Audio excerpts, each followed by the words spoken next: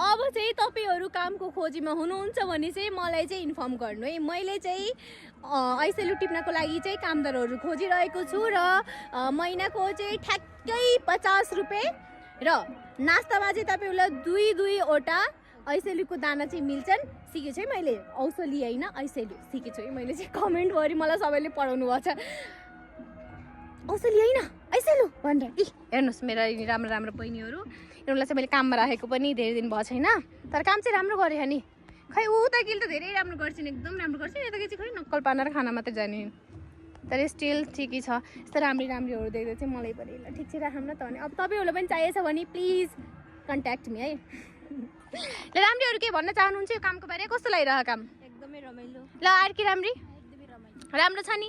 तलबले तपाईँलाई केही दुःख त भएको छैन नि? चित्त बुझ्दो छ नि?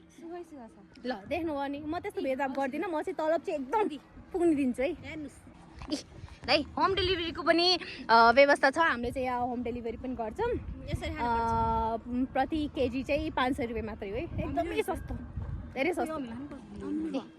यहाँ कामदारहरूलाई खाना पनि पाइन्छ कि? खाइरहन् त, यस्तो खाना पाइन्छ है। धेरै सुविधा छ, खाना पनि पाइन्छ। ल बाई बाई भन्नुहोस् त कामदारहरू, भोलि आउनुहुन्छ नि छिटो काममा? ल आउनुहुन्छ बाई।